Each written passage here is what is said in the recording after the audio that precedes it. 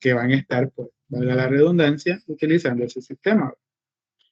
Por ejemplo, acá tenemos, como les menciono, la parte de un e-commerce, en la que pues tenemos cargada de marketing que tiene sus diferentes acciones y si ustedes observan está encerrado en un rectángulo.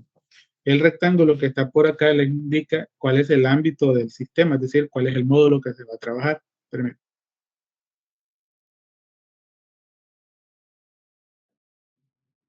Entonces, si ustedes observan ese rectángulo, eh, nos dice, bueno, hay un módulo de emails que va a tener tres acciones. Entonces, cuando siempre que nosotros dibujemos un rectángulo en el diagrama de caso de uso, significa que es un módulo del sistema completo. Todo lo que esté dentro, todo lo que esté dentro de este símbolo, que es como una elipse, son los casos de uso. Así les vamos a llamar. Cada caso de uso es una acción que va a hacer el usuario dentro del sistema o dentro del módulo que va a manejar. En este caso tenemos un módulo de emails en los cuales tenemos tres casos de uso, que son cada uno de estos círculos o elipses que ustedes pueden ver por acá. Entonces, en esos casos de uso están las acciones que el actor, que en este caso es un usuario, va a poder desarrollar en este ámbito. Le vuelvo a repetir, los círculos que ustedes ven acá se le conocen como casos de uso. A los dibujitos que ustedes ven que es como una persona acá, son los actores, es decir, los usuarios. Al rectángulo es el ámbito del sistema.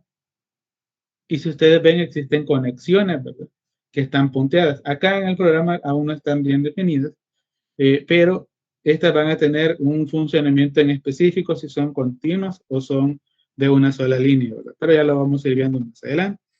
Bien, entonces ya definimos tres aspectos en el caso de uso, ¿verdad? Definimos el actor, definimos el ámbito del sistema y definimos cada uno de los casos de uso. Ahora, todo esto que ustedes acaban de escuchar, pues pertenece a lo que es UML. Haciendo un poco de historia, UML surge en la década de 1980, cuando se comienza a introducir paradigmas orientados a objetos. Bien, en este caso, en 1988 y en 1992, Shelley Shaler y Steven Mailer escribieron algunos libros sobre el análisis y diseño. Bien, observen esto, ¿verdad? Bueno, escuchen más bien, ¿verdad? Entonces, cuando nosotros hablamos de diagramas UML, hablamos de diseño. El diseño de sistemas, ¿verdad?, es una de las principales etapas en el ciclo de vida de desarrollo de sistemas, un ciclo de vida de desarrollo de software. Porque el ciclo de vida del desarrollo de software es análisis, diseño, construcción e implementación, ¿verdad? En el análisis nosotros, bueno, definimos qué va a ser el sistema. En el diseño vamos a definir cómo lo va a hacer, qué acciones van a desarrollarse y en el desarrollo se implementan las acciones que se comentaron en el diseño. Entonces, en la década de los 80 se introduce el paradigma de programación orientada a objetos y era necesario introducir una herramienta en la que nos permitiera a nosotros diseñar el sistema antes de comenzar a construirlo, porque es algo que pasa muy comúnmente, ¿verdad?, que nosotros comenzamos a crear el sistema antes de diseñarlo. Y cuando ya nos topamos con algún inconveniente y no tenemos ningún respaldo de qué hacer, entonces como decimos aquí vulgarmente, nos topamos, ¿verdad? Ahí ya no hayamos para dónde agarrar. Entonces, cuando nosotros diseñamos el sistema y hacemos los diagramas, tenemos una idea clara de hacia dónde vamos, hasta dónde queremos llegar. Incluso los diagramas nos van a permitir a nosotros definir el alcance del sistema. Entonces, cuando ya se introducen los términos de programación orientada a objetos, pues era necesario, ¿verdad?, esa herramienta. También Peter Coat y Ed Jordan también escribieron libros en los que desarrollan un enfoque hacia métodos ligeros orientados a prototipos. ¿Qué es lo que pasa con el diseño orientado a objetos? Que se puede aplicar utilizando diferentes metodologías. Pero cuando hablamos del diseño de prototipos, significa que nosotros vamos a crear una parte del sistema para mostrárselo a quienes pues, sean nuestros clientes para tenerlo como una prueba de hasta dónde queremos llegar. Pero En el caso de los prototipos, ¿verdad? Previamente debe de haber un mapa que nos indique qué acciones desarrolla ese prototipo. Entonces, siempre está esa etapa del diseño. Y en el diseño es donde se aplica pues, estos elementos, ¿verdad? De los diagramas UML.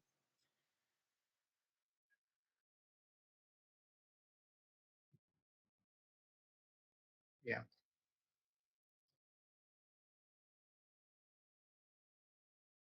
Por ejemplo, en este caso, la anotación y los gráficos que nosotros podemos ver son independientes del lenguaje de programación. Entonces, un diagrama, por ejemplo, de clase, que lo vamos a ver también, y los diagramas de casos de uso, pues son independientes si ustedes van a utilizar C++, si ustedes van a utilizar Java, si van a utilizar C#. Realmente, en el caso del UML, no le interesa qué lenguaje de programación vamos a utilizar, ¿verdad? Le interesa cómo vamos a diseñar el sistema, cómo vamos a implementar cada uno de los módulos y por lo tanto, pues no es necesario eh, asociarlo a un lenguaje de programación como tal. Ahora bien, nosotros pues debemos de tener también nociones claras de cómo funciona la programación orientada a objetos. ¿Por qué? Porque, como les mencioné al principio, los diagramas de UML están orientados hacia ese paradigma.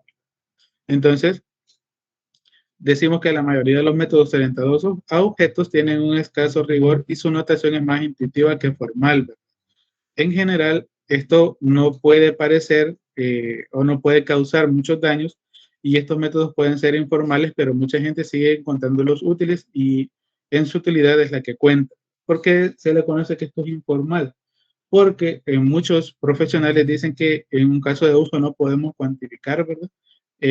Los alcances, no podemos cuantificar las limitaciones que un sistema puede llegar a tener, ya que todo se experimenta a base de un diagrama, es decir, una representación visual del diseño que nosotros queremos lograr con el sistema. Entonces, se tiene esa contradicción, no todos son ventajas, ¿verdad? Siempre vamos a tener problemas de precisión, algún elemento que no se considere en el diagrama y que en el sistema esté. Entonces, como les digo, los diagramas simplemente representan un mapa para tener un fundamento de lo que queremos lograr con el sistema. Tampoco representan la verdad absoluta. ¿Qué significa eso? De que si nosotros decimos, bueno, solamente voy a tener 3 casos de uso en la función de emails o en el módulo de emails, pero el usuario me solicita uno más, que puede ser eliminar un correo, eliminar una campaña, una acción, ¿verdad? Entonces, tengo que agregarlo. Aunque en el diagrama no esté y yo venga y le diga a nuestro cliente, no, mire, no está en el diagrama, pero realmente es un requerimiento funcional, ¿verdad? Entonces, debo de colocarlo. Entonces, es importante tener en cuenta, ¿verdad? Que todo dentro del desarrollo de software, ¿verdad? Puede cambiar. Incluso la tecnología va cambiando. Es decir, si ustedes utilizan, por ejemplo, vamos a utilizar Java 8 y posiblemente ya esté disponible la versión 9 o la versión 10, pero siempre vamos a ir cambiando. Entonces, no nos vamos a encerrar tampoco el hecho de decir, bueno, yo diseñé el sistema así y luego pues ya no vamos a hacer ningún cambio, ¿verdad? Ya que pues siempre van a haber cambios y debemos de estar preparados para esos cambios. Permítame un momento.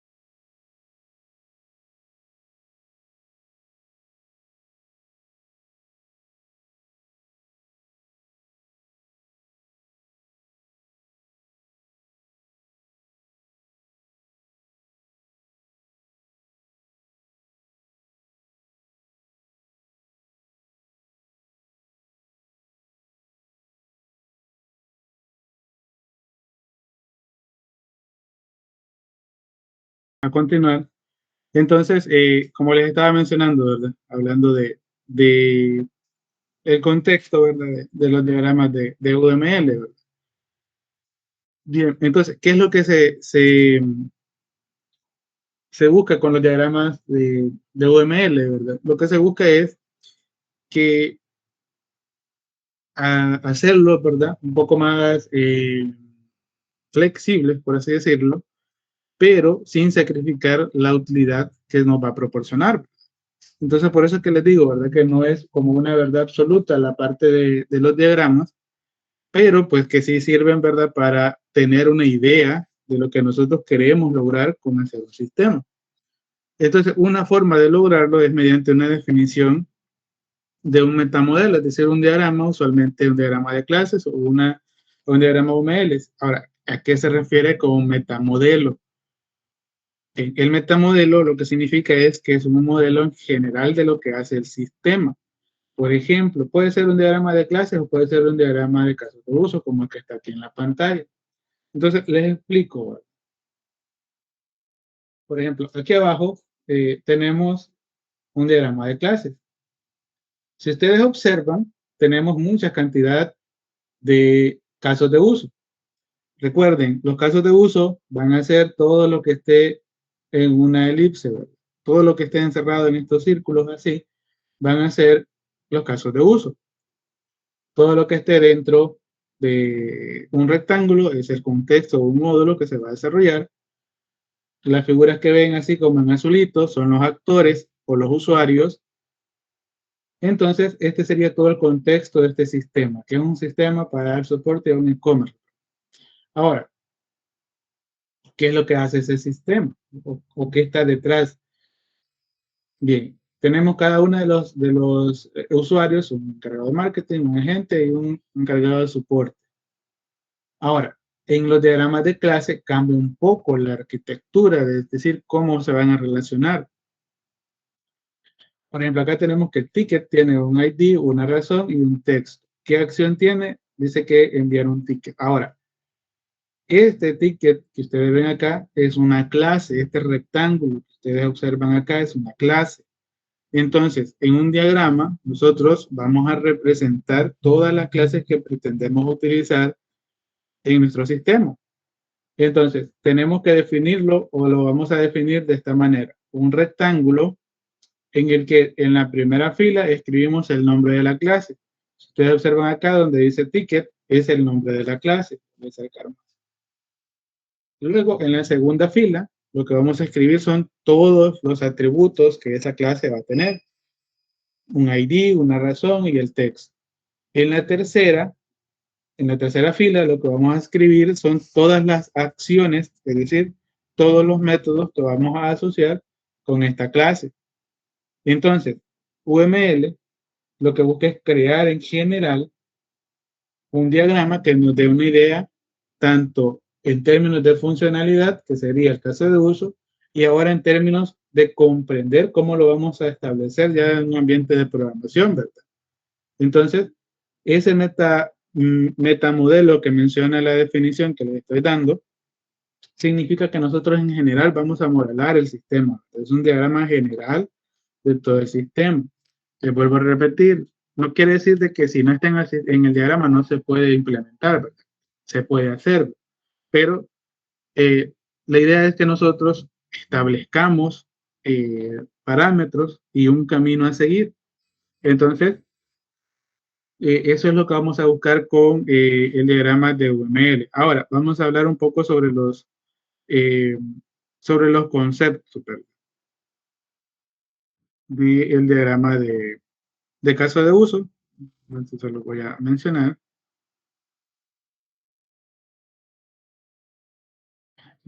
Antes de comenzar con las definiciones, ¿verdad? De los casos de uso ya un poco más formal, vamos a definir digamos, un proceso de desarrollo. En el proceso de desarrollo se ven involucradas ciertas etapas en el que podemos definirlas de la siguiente manera. Concepción, elaboración, construcción y transición. Esas son las, por así decirlo, etapas del proceso de desarrollo. Ahora, qué es lo que vamos a buscar en cada una de estas etapas. Bien, en el concepto de concepción, son para algunos proyectos, ¿verdad? ¿Cómo podemos poner en práctica? Es decir, ¿qué podemos poner en práctica en nuestro sistema? La concepción es el principio, ¿verdad? La idea de qué es lo que vamos a construir. Entonces, durante la etapa de concepción se tiene que definir la situación económica del proyecto, cuánto costará aproximadamente, cuánto va a retornar, por así decirlo. También se necesita tener una idea del alcance del proyecto. También se necesita saber todo lo que haga falta en el caso del análisis. También se debe de tener en este caso cómo nosotros vamos a fundamentar el proyecto. Es decir, en la concepción está toda esa parte de la idea inicial, y partiendo de esa idea inicial, establecer factores que van a determinar el futuro de nuestro proyecto. Eso está en la parte de concepción. Luego en la parte de elaboración, es importante o lo podemos dividir en tres preguntas básicas. En primer lugar, en el caso de la elaboración, es qué es lo que vamos a construir. Es decir, por ejemplo, cuando yo le digo qué es lo que vamos a construir, bueno, puede ser un sistema web, puede ser una aplicación móvil, puede ser un sistema de escritorio. Esa es la elaboración. Ahora, ¿cómo lo vamos a construir? Esa también es parte de la etapa de elaboración. Entonces, ¿cómo lo vamos a construir? Bueno, podemos utilizar Java como lenguaje de programación y pues vamos a diseñarlo utilizando diagramas de caso de uso. Entonces, ahí estamos respondiendo dos preguntas. Y la tercera es qué tecnología vamos a emplear. Ahora, cuando hablamos de qué tecnología emplear, puede ser, si por ejemplo nuestro proyecto se va a conectar a una base de datos local, una base de datos en línea, si va a utilizar una base de datos relacional. Entonces, en la parte de elaboración ya es más técnico, ¿verdad? En la parte de concepción es más administrativo. Es decir, cuando yo hablo de administrativo es definir costos, definir cuánto personal utilizo, definir los alcances del proyecto.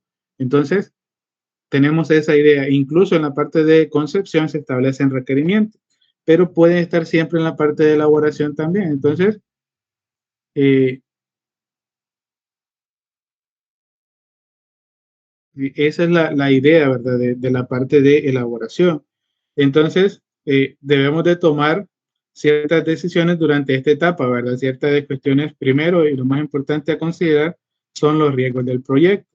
Claro, aquí nos vamos adelantando, ¿verdad? Un poquito, pero es importante que tengamos en cuenta que en todo proyecto existe riesgo. Es decir, nosotros podemos, como digo, planear y diseñar un sistema, pero pueden ocurrir ciertos aspectos externos que pueden afectar en la construcción de dichos sistemas.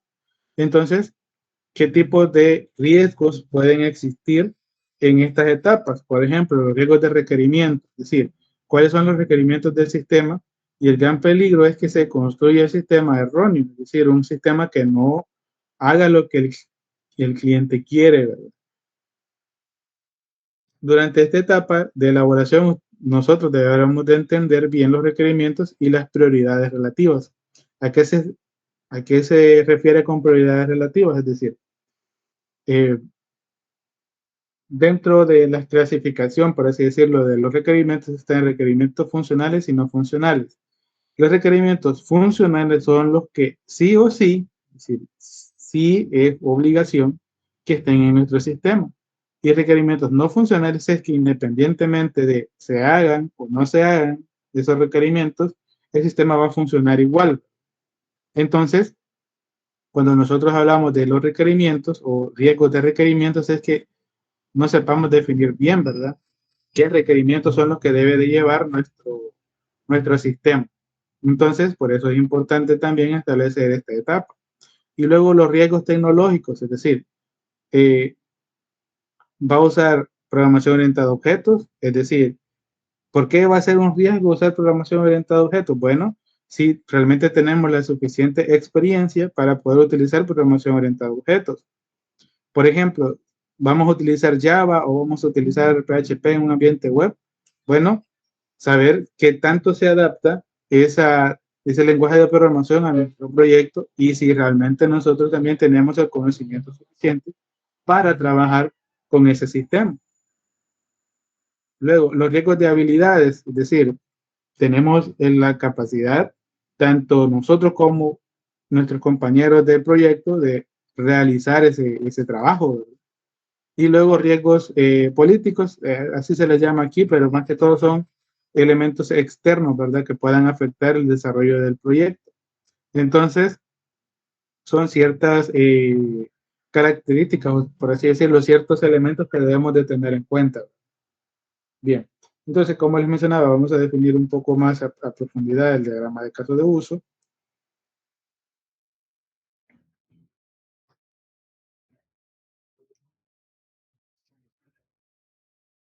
Bueno, me faltó acá algunas etapas también, ¿verdad?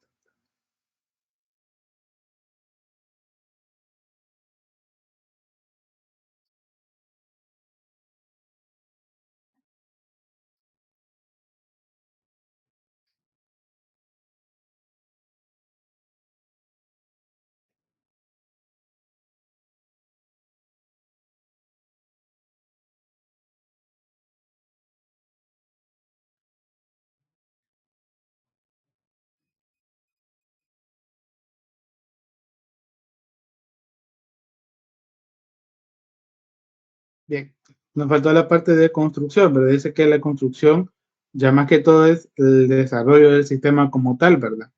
Y entonces acá se hacen, pueden utilizar, ¿verdad?, ciertas metodologías, y es aquí donde entra la parte del ciclo clásico de desarrollo de sistemas, que es una metodología que establece ciertas etapas. Y también existen diferentes variaciones de esa metodología que se les conocen como metodologías ágiles, en las que se hace a través de procesos iterativos. Entonces, aquí prácticamente se van haciendo todos los avances del proyecto, se van verificando que estén funcionando correctamente y se sigue, ¿verdad?, con los demás módulos del proyecto. Entonces, es más que todo, ¿verdad?, ya en esa etapa en la que los programadores, ¿verdad?, comienzan a crear, ¿verdad?, todo lo que se ha planificado anteriormente.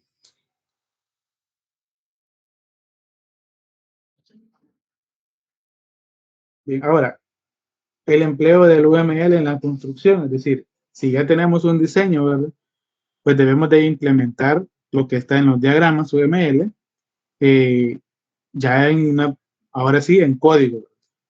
Entonces dice que todas las técnicas del UML son útiles durante la etapa, debido a que se refiere a técnicas eh, con las que pues se puede seguir, ¿verdad?, el proceso de desarrollo.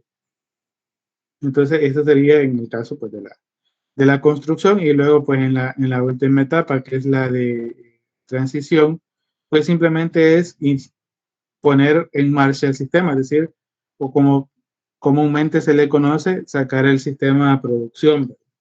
También se le conoce de esa manera. Entonces, es una forma, ¿verdad?, en la que nosotros vamos a establecer las etapas para la solución de un proyecto informático. Bien, entonces en este caso definimos los casos de uso.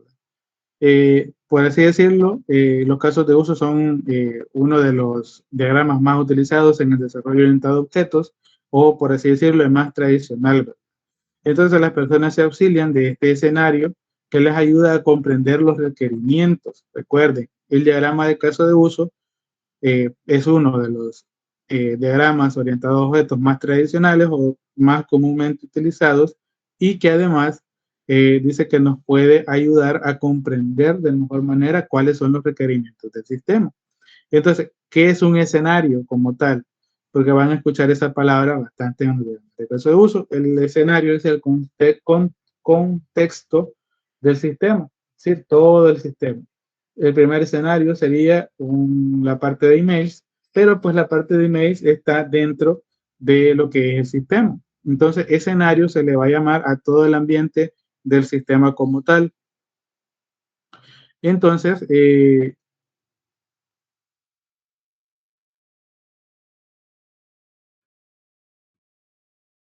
este caso, ¿verdad?, es muy común utilizar el diagrama de caso de uso en la etapa de planeación.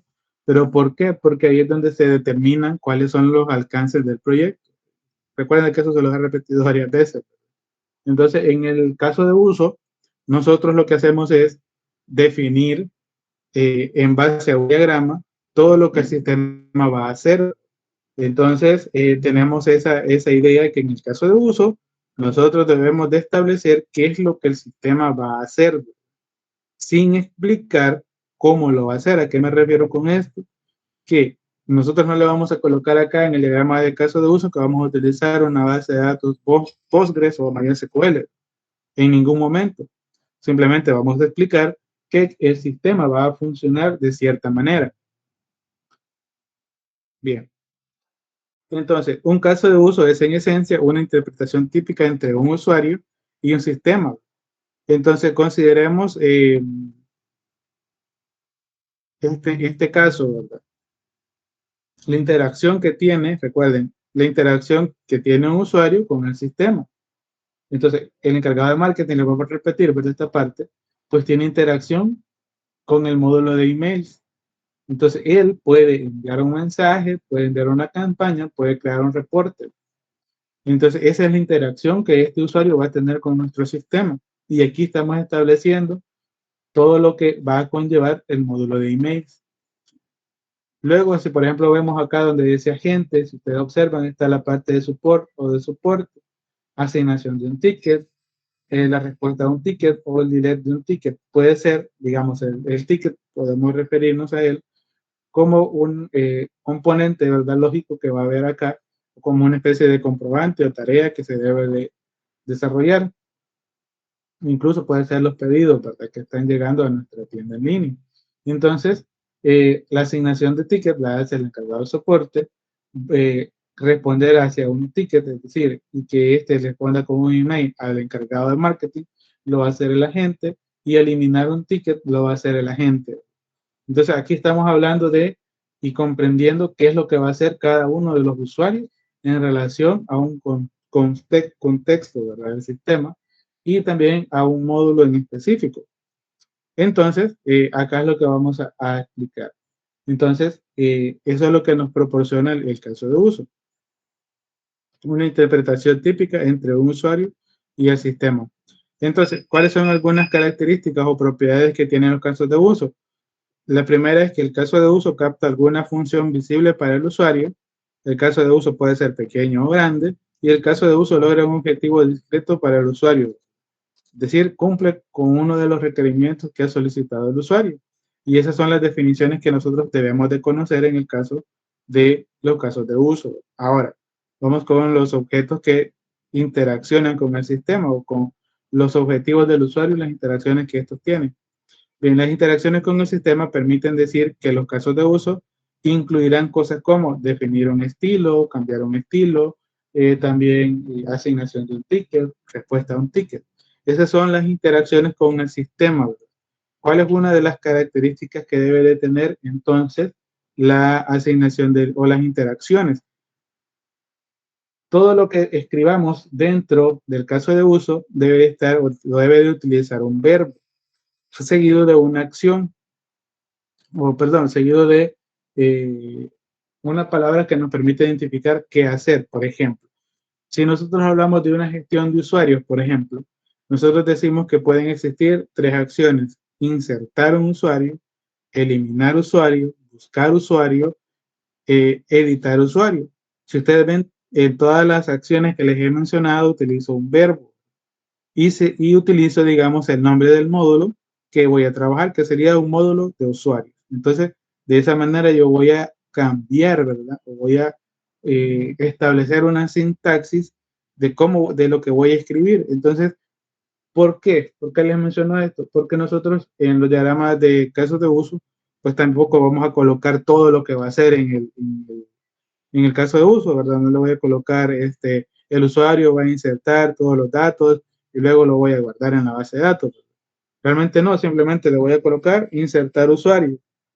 Tampoco voy a colocar insertar usuario en la base de datos, tampoco es una manera correcta de definir qué es lo que voy a hacer en ese caso de uso. Entonces, debo de utilizar un verbo seguido, pues, puede ser el nombre del módulo, por ejemplo, acá si ustedes ven, se llama emails, tengo enviar emails, tengo enviar una campaña, tengo crear un nuevo proyecto, crear proyecto, también lo podría haber reducido este texto de acá.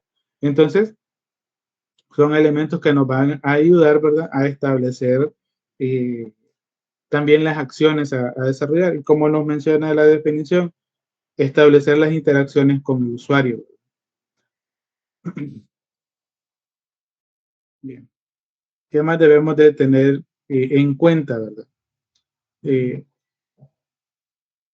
Además de introducir, ¿verdad?, el diagrama de caso de uso como uno de los diagramas, por así decirlo, primarios del desarrollo del software, eh, pues es importante conocer los elementos gráficos que se ven en la pantalla que ustedes están viendo, ¿verdad? Que, pues, como ya les mencioné, tenemos los actores, también tenemos los casos de uso, que ya los definimos, pero también hay más elementos.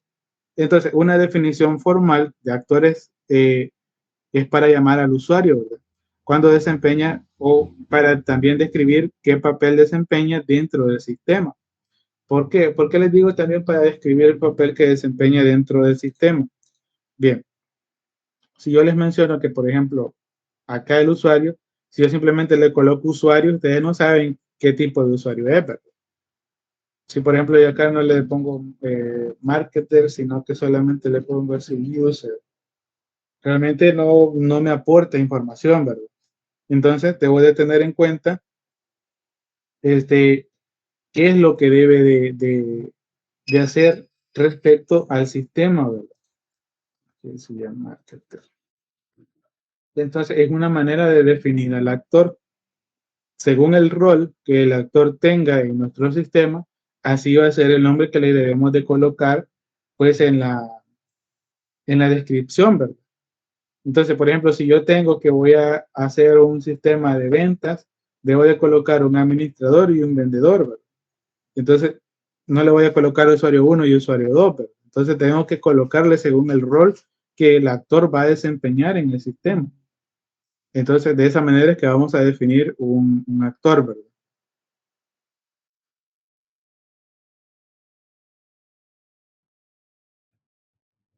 Bien, ahora bien, ¿cuáles son algunas de los elementos que ustedes ven por acá? Por ejemplo, algunos de los actores, ¿verdad?, van a interactuar con todas las acciones del sistema, ¿verdad?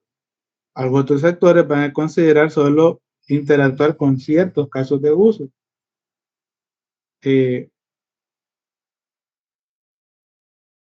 Ahora, algunas personas o algunos desarrolladores consideran que es importante también dividir un diagrama de caso de uso. ¿A qué me refiero con esto? Si ustedes ven, o como les he mencionado, hay usuarios o actores en el sistema que van a tener acceso a todos los casos de uso.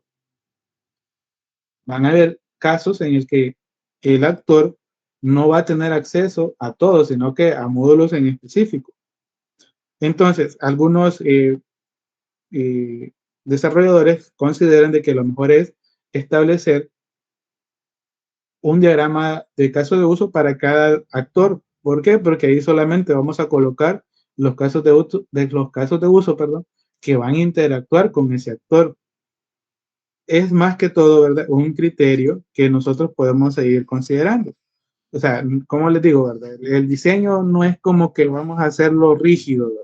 Recuerden de que como les mencioné anteriormente, es algo muy flexible que nos va a permitir más que todo seguir un camino, pero no quiere decir de que lo vamos a estandarizar ahí, que no nos vamos a salir de ese camino, sino que pues podemos ir tomando nuestras propias decisiones.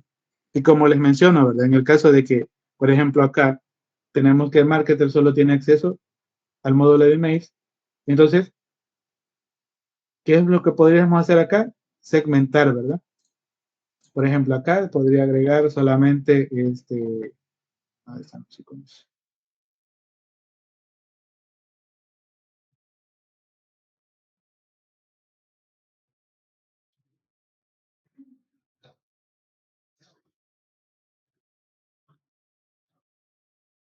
Entonces podemos definir, ¿verdad?, solamente el diagrama para ese actor, ¿verdad?, que sería en este caso decir ahí marketer.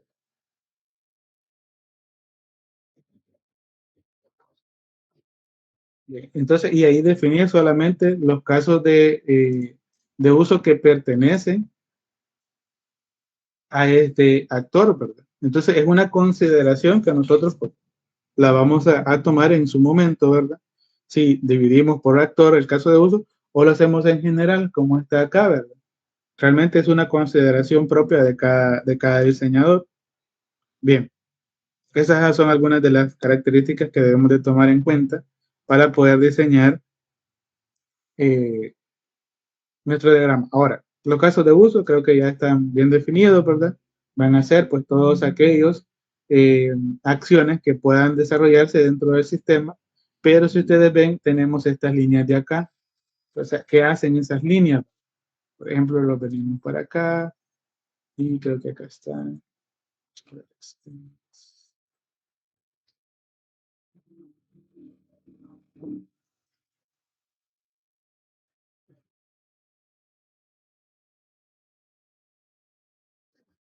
Vamos a agregar unas líneas por acá. Entonces, por ejemplo, la línea, por así decirlo, continua va a representar algo y también la línea punteada va a representar otro aspecto. Solamente aquí no recuerdo cómo aparece. A ver si lo encontramos.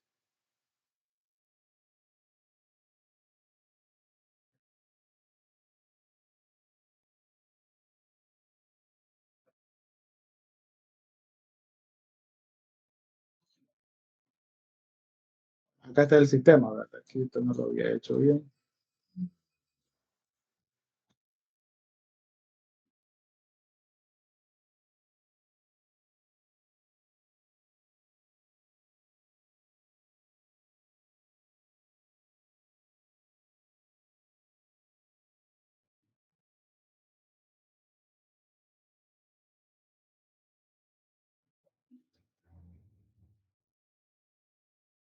Bueno, debe ser un conector. A ver acá.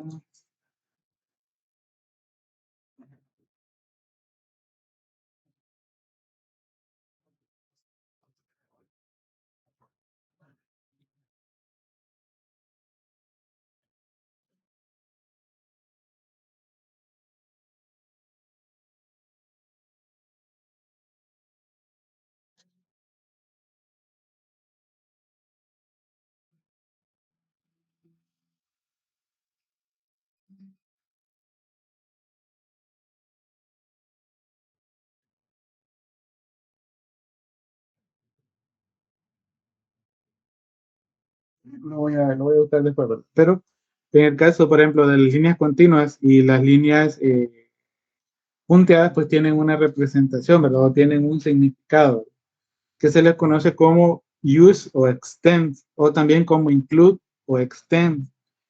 Bien, ¿qué significan esos dos conceptos? Bien, cada uno de los actores, por así decirlo, va a tener acceso a ciertos casos de uso o a todos los casos de uso, pero debemos de especificar, ¿verdad? Eh, cuáles son de uso obligatorio, por así decirlo, o cuáles puede él tomar una decisión de realizarlos o no. Entonces, cuando utilizamos, por ejemplo, extends, significa que se usa la relación extends cuando se tiene un caso de uso que es similar a otro, pero que hace un poco más. ¿A qué se refiere esto, verdad? Bien.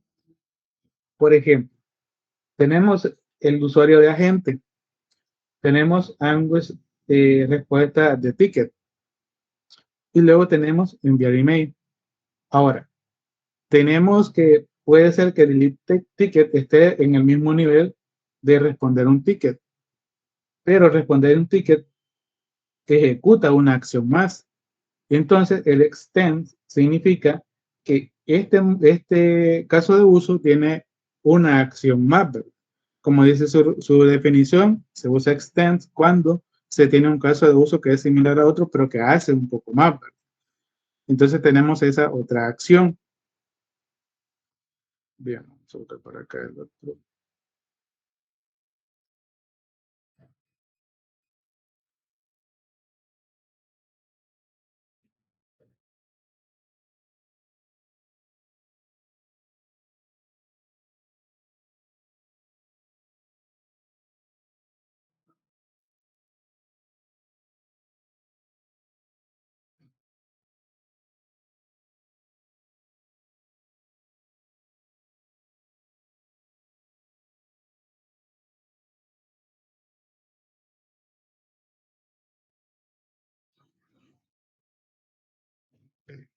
En el caso de las relaciones use o include, también ocurren cuando se tiene una porción del comportamiento que es similar en más de un caso de uso y no se requiere, ¿verdad?, copiar la descripción de tal conducta. Por ejemplo, tanto analizar el riesgo de una negociación o evaluar también la negociación, ¿verdad? En este caso, podríamos hacer la referencia en este diagrama en el caso de que tenemos acá, ¿verdad? Use, send campaign o create new report.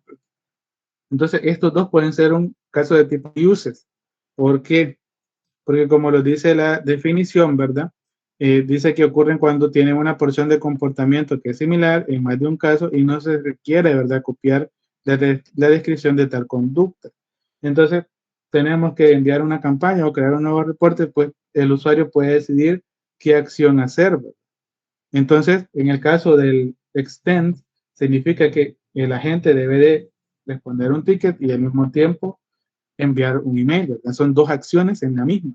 En el caso de que yo pueda hacer una acción, ¿verdad? O otra, puedo utilizar el use. Entonces, son, por ejemplo, definir como una especie de menú, ¿verdad? ¿Qué yo puedo hacer dentro del sistema? El use me va a brindar varias acciones y el extend es una acción obligatoria porque me va a desplegar una acción más, ¿verdad? Es decir, un caso de uso más. Entonces, esas son las variaciones y pues prácticamente son todos los componentes que están dentro del sistema, es decir, dentro del diagrama, ¿verdad? Ya luego, cómo lo vamos a aplicar, pues depende mucho, pues, del análisis que hagamos. Entonces, recapitulando un poco el diagrama de caso de uso, los conceptos, en primer lugar, el diagrama de caso de uso es un diagrama general que nos va a describir qué es lo que hace el sistema. Luego, los actores son los usuarios que van a estar interactuando con nuestro sistema. Los casos de uso son las acciones que se van a desarrollar o que el sistema va a tener. Las relaciones van a ser de tipo use o extends, dependiendo de qué prioridad o qué acciones puedan desprenderse, por así decirlo, de un caso de uso como tal, ¿verdad? Entonces son los cuatro conceptos. Realmente esos son también todos los componentes, ¿verdad?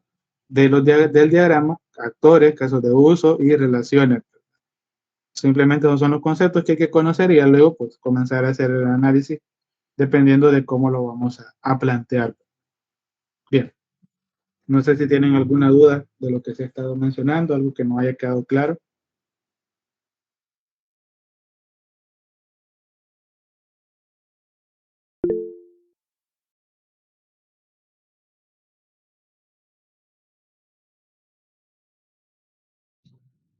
Entonces vamos a pasar a definir un poco el diagrama de clase.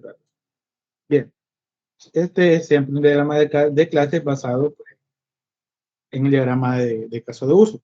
Ahora bien, si ustedes ven solamente hay tres clases, pues, pero acá tenemos un montón de casos de uso. Ustedes pueden ver por ahí. ¿Verdad? Entonces, pero las clases están representadas en base a las entidades que interactúan. Ahora, cuando nosotros hablamos de programación orientada a objetos, ¿verdad? Sabemos de que cada objeto, por así decirlo, es una instancia de una clase. Las clases son todas las entidades que interactúan en nuestro ambiente, es decir, en nuestro sistema, y de las cuales nosotros queremos obtener información o mostrar información. ¿Verdad? Entonces, nosotros definimos, por ejemplo, si ustedes ven acá, un ticket, ¿verdad? Ticket es una entidad dentro de nuestro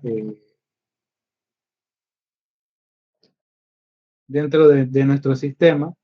Luego los usuarios, que en este caso pues yo necesito almacenar información de los actores, ¿verdad? Entonces lo tengo por acá, los user. Y luego los contactos es una parte que está en la acción de CRM. ¿Verdad? Está delete contact, agregar una nota, crear un nuevo contacto. Entonces están dentro de este ambiente. Ahora, en el caso de la simbología que vamos a utilizar, ¿verdad? La voy a explicar acá gráficamente con este de ticket. Bien.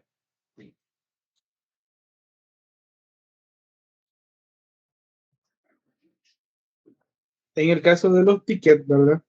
Pero por así decirlo, en el caso de las clases, como les digo, lo que van a representar en una clase, pues es una entidad que va a estar interactuando eh, en nuestro sistema, ¿verdad? En este caso, el diagrama de clases es de uso extendido, ¿verdad? Porque también está sujeto a una amplia de conceptos, a una amplia gama de conceptos de modelado, ¿verdad? Entonces, el diagrama de clase, en primer lugar, describe los tipos de objetos que hay en el sistema. Ahora, ¿a qué me refiero a los tipos de objetos? Como les digo, un objeto es la instancia de una clase. Entonces, ¿cuáles son los tipos de instancia? Por ejemplo, yo tengo que crear un objeto de tipo ticket, tengo que crear un objeto de tipo user y tengo que crear un objeto de tipo contact, ¿verdad? Entonces, yo voy a diagramar cuáles son los objetos que yo necesito en mi sistema. Por eso es que dice que describe los tipos de objetos que hay en el sistema y también las diversas clases de relaciones estáticas que existen entre ellos.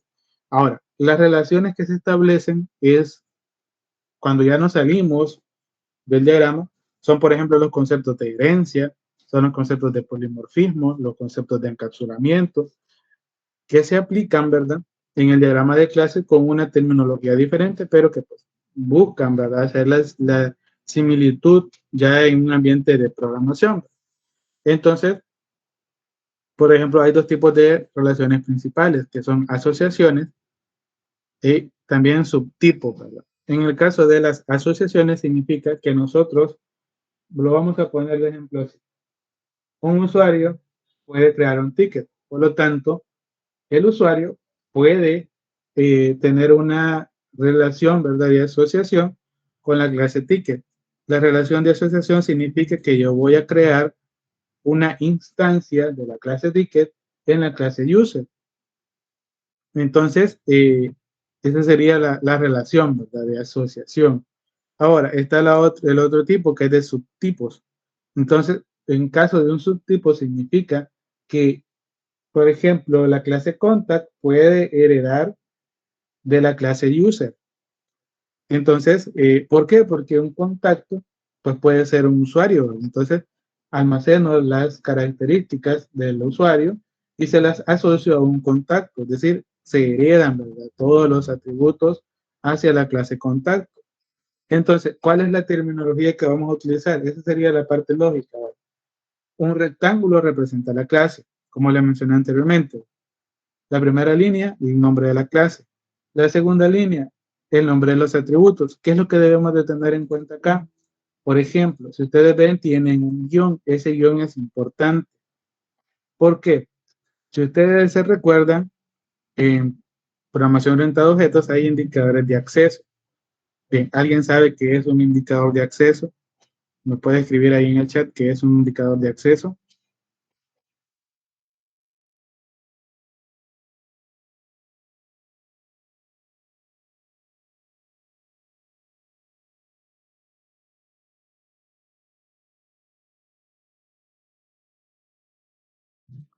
Bien.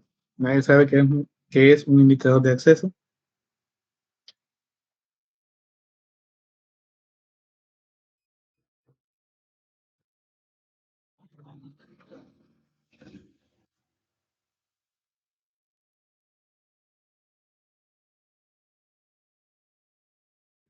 Ya. Ustedes han escuchado cuando nosotros definimos un atributo de una clase como público, como private, como protected.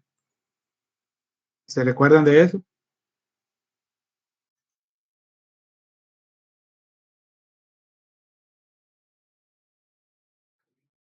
Bien. Entonces, esos conceptos se les conocen como indicador de acceso. ¿Por qué? Porque determinan cómo voy a acceder a una variable o a un método. Por ejemplo, si es público, significa que de cualquier clase yo puedo acceder a ese atributo, ¿verdad? Si es private, significa que solamente puedo acceder dentro de la misma clase donde ha sido definido.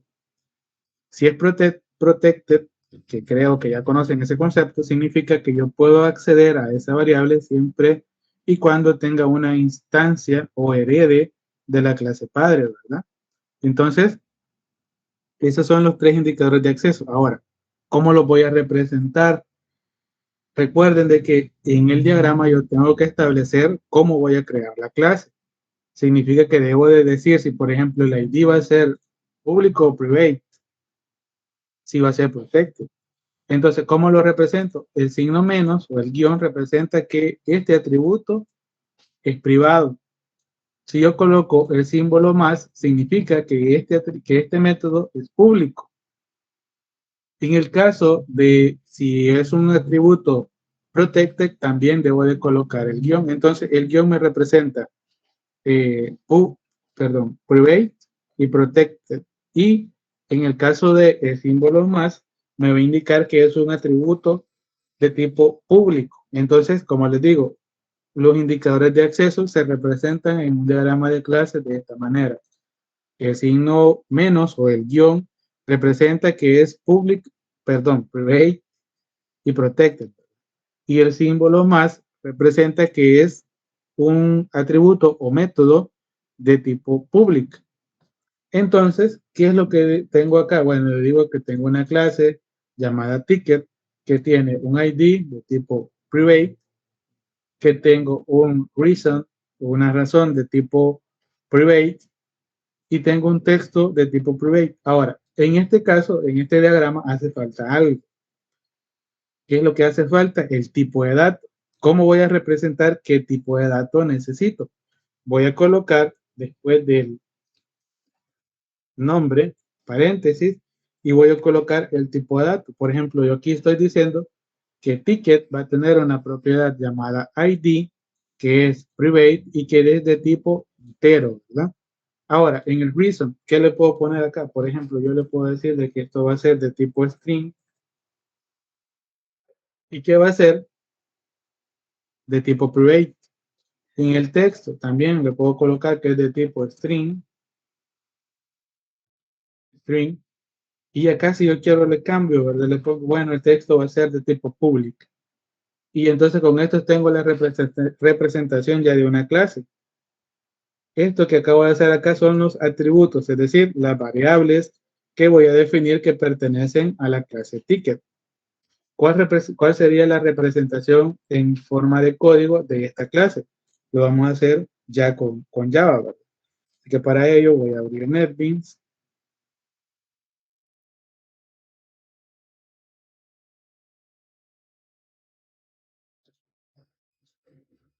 Bien, ahí ya teníamos este proyecto ya agregado. A ver, puedo sacar ahí. Y voy a agregar una nueva clase a este proyecto. Le doy clic derecho, le doy New y voy a buscar Java Class. Acá tenemos el nombre de la clase. Yo le voy a poner clase o le vamos a poner ticket, que es el nombre de la clase que tenemos por ahí. Le damos en finalizar y acá ya tenemos nuestra clase llamada ticket. Ahora, vamos a acercarla también un poquito. Si regresamos a nuestro diagrama, tenemos un atributo llamado ID, tenemos un atributo reason y tenemos un atributo text. ¿Qué significa esto? Que yo tengo que agregar 3 atributos a esta clase. También tengo que leer este símbolo de acá. Si ahí tengo menos, significa que voy a definir un atributo de tipo private.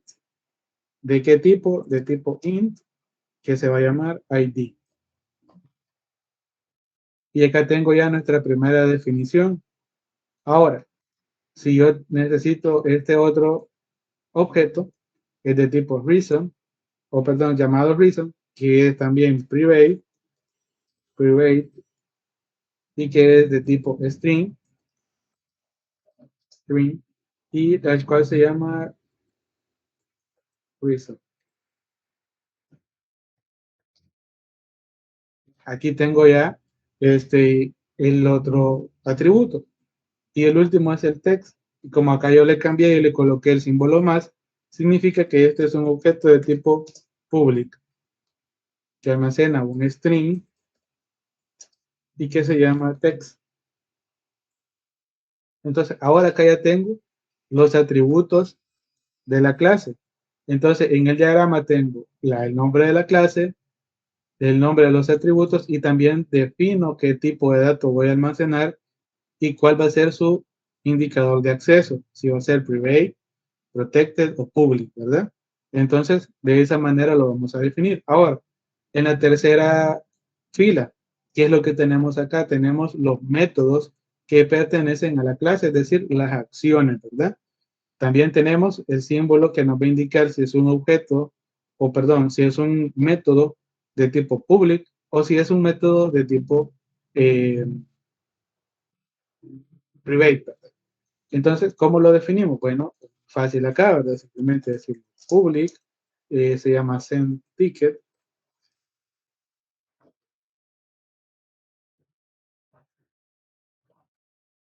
no recibe ningún parámetro.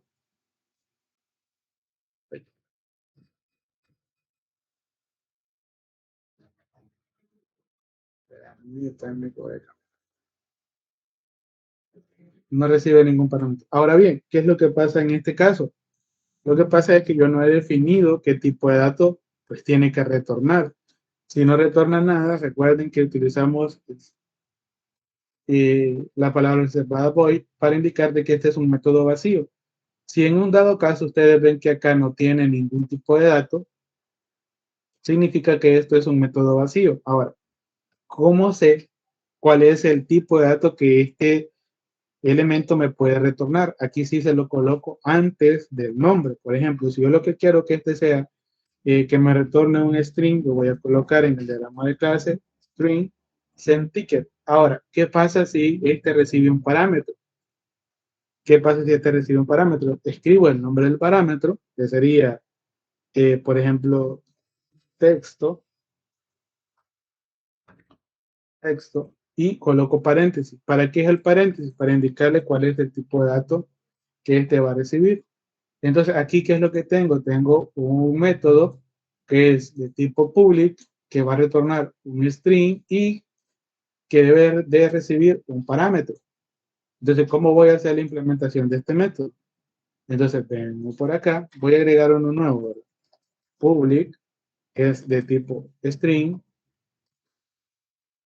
y que este va a llamarse, ¿verdad? Le vamos a poner en ticket 2, ¿verdad? Para que no tengamos conflictos con los nombres. Paréntesis, y me lo va a marcar como error. Ustedes se ven por acá. Bueno, acá en primer lugar, ¿verdad? También colocarle que va a recibir un string llamado text. Ahora, ¿cuál es el error acá? Este debe de tener un return. En este caso vamos a poner un return null, porque esto es un objeto. Bien, entonces lo podemos utilizar así. Return null para que no nos marque como error y ya luego retornamos pues el mensaje, ¿verdad? Incluso acá podemos retornar el texto y ahí sabemos de que estamos ya dándole funcionalidad a este método. Entonces, esta sería la manera en la que vamos a definir los métodos que van a pertenecer a la clase, es decir, todas las acciones. Ahora, ¿cómo represento una asociación? Recuerden, el concepto de asociación nos dice de que eh,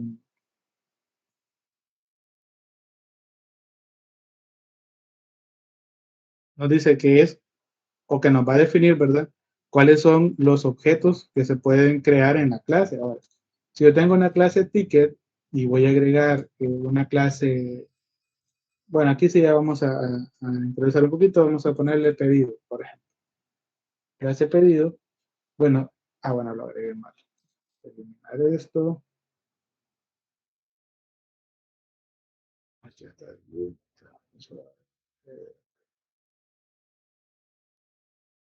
Es un Java class, pedido. Acá tenemos ya nuestra clase.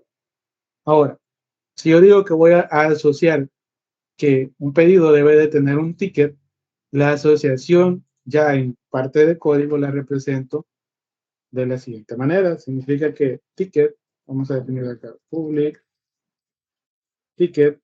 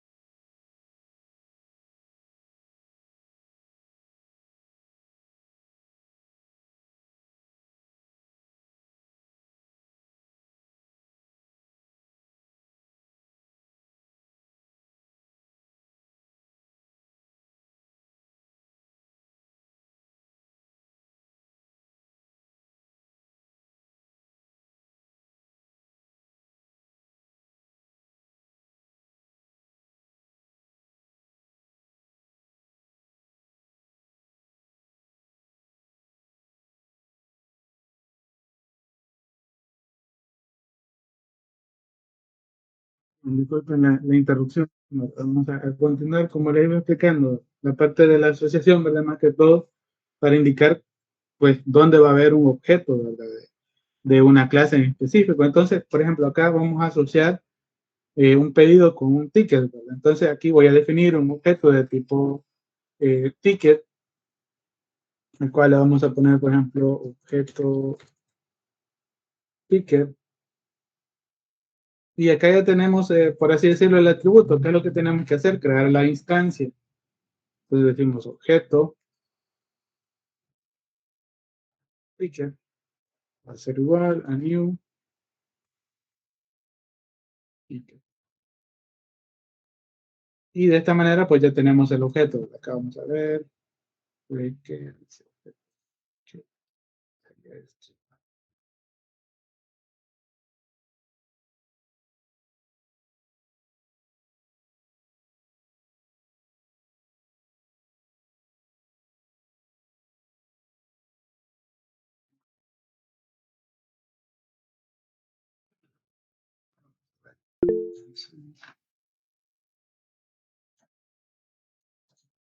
Sí, sí, aquí debe estar dentro de un constructor. A ver, acá.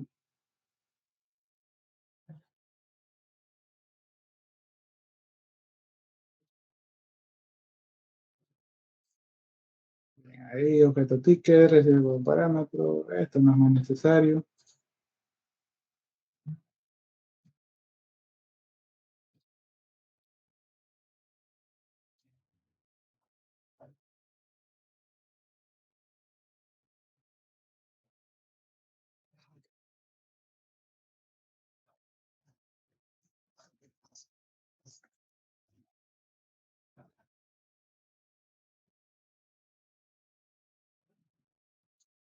Ahí estaría la instancia, ¿verdad? De la clase. Aquí lo que dice es que le agregué un método constructor, pero bueno, ahí ya nos adelantamos un poquito más, ¿verdad?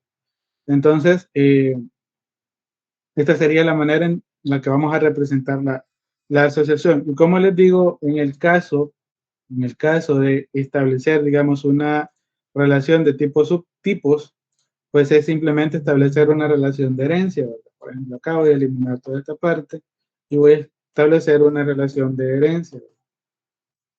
Entonces, en este caso, utilizo la palabra extends y coloco el nombre de la clase de la que voy a heredar. Entonces, estoy diciendo que pedido va a heredar de la clase ticket. Para ello utilizo la palabra extends y aquí estoy representando una relación de herencia, lo que significa que en el diagrama de clases pues también tengo ese atributo, ¿verdad? De relación. Entonces, esto sería respecto a lo que vamos a estar viendo en el caso de los diagramas, ¿verdad? Y ahí pues una pequeña demostración de cómo lo vamos a ir implementando en el caso del código. Bien, no sé si tienen alguna pregunta, algo que no haya quedado claro respecto a lo que acabamos de mencionar.